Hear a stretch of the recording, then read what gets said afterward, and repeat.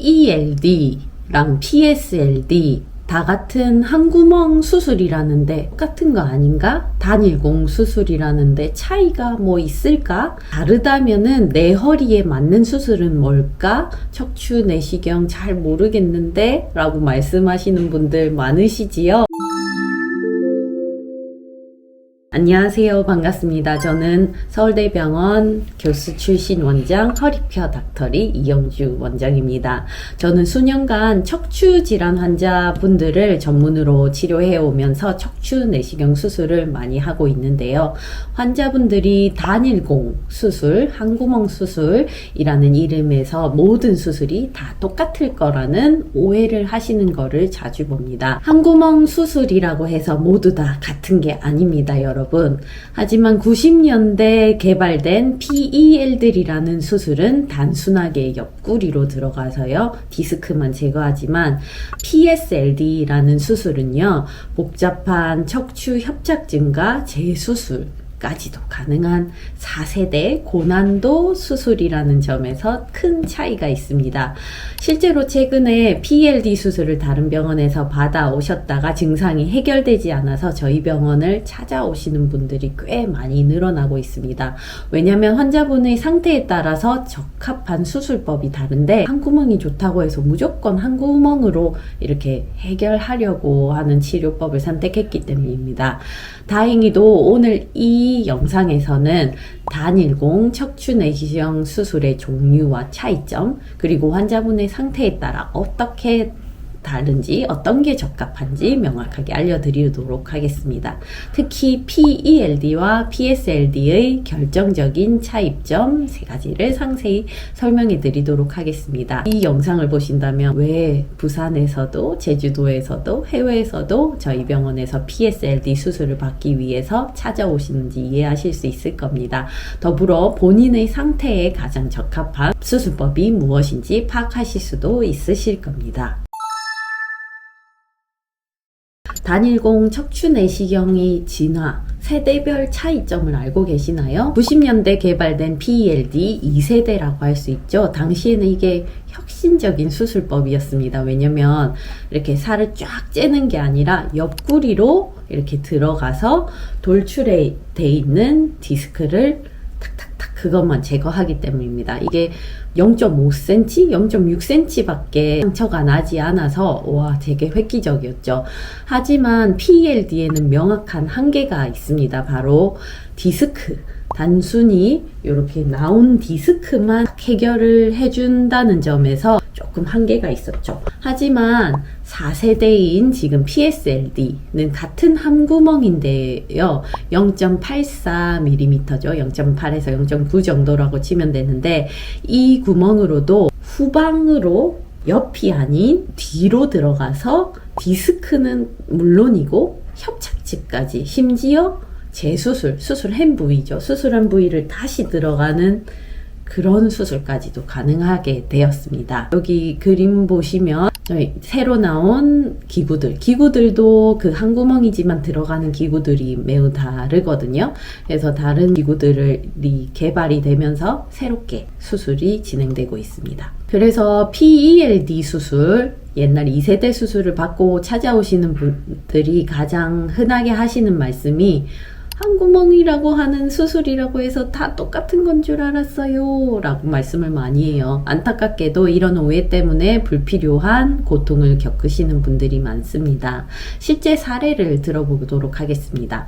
지난달 내원하신 45세 김땡땡 환자분은 1년 전에 PELD 수술을 받으셨지만 시간이 지날수록 다리 저림이 심해지셨습니다. MRI 검사 결과 디스크 문제와 함께 척추관 협착증이 같이 있었죠. PELD로는 협착증 해결이 불가능했기 때문에 증상이 지속된 것입니다. 저희가 하는 PSLD의 장점 3가지를 꼽아 보도록 하겠습니다. 첫째, 더 넓은 시야와 정교한 수술이 가능합니다.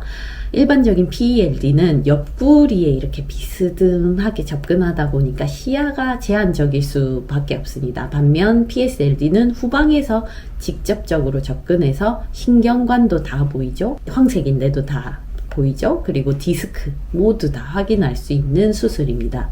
마치 서울을 갈 때 부산에서 이렇게 꼬불꼬불한 시골길을 통해서 가는 것과 시원하게 잘 뚫린 고속도로로 가는 거의 차이점이라고나 할까요? 두 번째, 복잡한 증상도 한 번에 수술할 수 있습니다. PSLD는 두 가지 혁신적인 접근법이 있는데요. 척추뼈 사이로 접근하는 인터라미나, 모형을 보여드릴게요. 뼈 사이는 방금 말씀드렸던 요 중간으로 들어간 거고, 바깥쪽 신경이 가끔 눌릴 때도 있거든요. 요거는 뭐 의사가 진단을 해서 찾아내야 되겠지만, 이 바깥쪽 병변까지도 치료하는 파라스파이널 이라는 이런 접근법까지 모두 가능합니다. 덕분에 협착증, 정말 다양한 협착증이 있겠죠.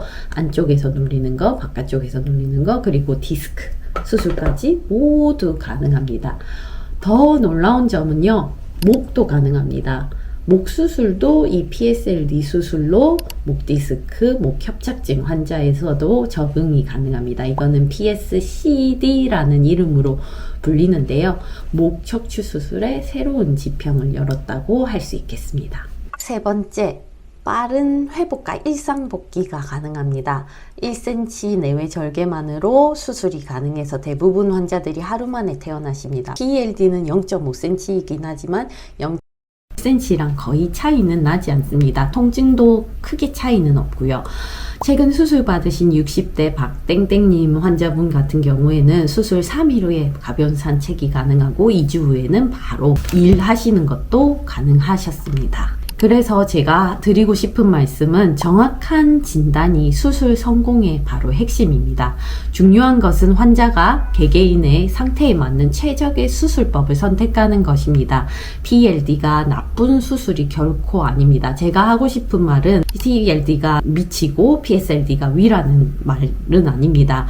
단순하게 디스크 탈출증 환자에는 오히려 PLD가 더 나을 수도 있겠죠.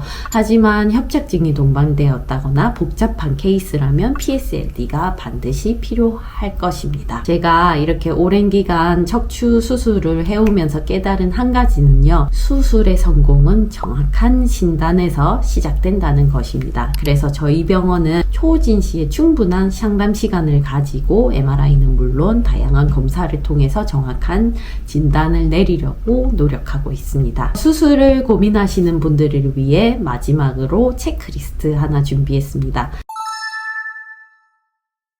디스크 이외의 협착증은 없는지 확인하셨나요? 두 번째, 수술 후 재활 계획에 대해 상담 받아 보셨을까요? 수술 합격증과 예후에 대해 충분한 성명을 들어보셨을까요? 그리고 해당 의료진의 수술 경험과 실적을 확인해 보셨나요? 여러분, 오늘도 수많은 환자분들을 보면서 제가 단일공 수술이라는 이름만 보고 선택했다가 재수술 받으시는 걸 보고 안타까운 마음에 이 영상을 촬영했습니다. 수술을 고민하고 계신다면 부디 성급한 결정은 마시고 충분한 상담 고민을 해보시고 최적의 수술법을 선택하시기 바랍니다. 여러분, 다음에는 더 좋은 영상으로 찾아뵙도록 하겠습니다. 감사합니다.